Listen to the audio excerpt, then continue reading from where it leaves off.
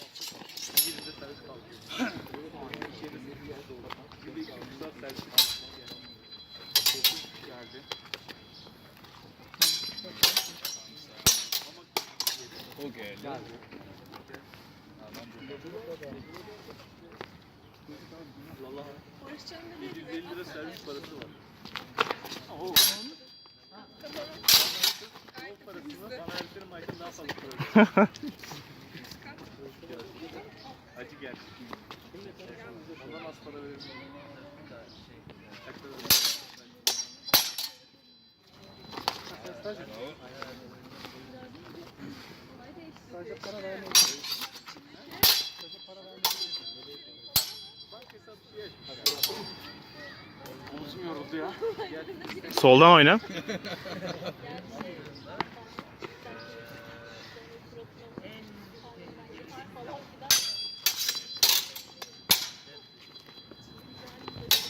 Umut, sen hep adamın direkt gardına vuruyorsun ya. Gardına vurmayı geç, sürekli aynı hareketi yapıyor. Ama hani onu yaptıktan sonra bir kombinasyona bir şeye geçmesi lazım. Gerçi yorulduğu içindir. Sürekli şeye Atağa basıyor. A1'e basıyor. İşte ondan sonra tık tık tık yapması lazım, bilmiyor henüz.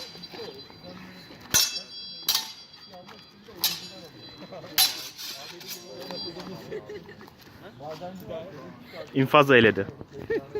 Hayır, tamam, güzel bir şey çıkıyor. Yoruldum.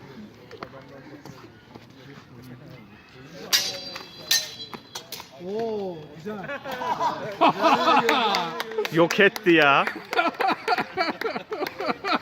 Efsanevi oldu. Tekme yedim ben değil mi? Bunlarsa ben de atıyorum. Oldu.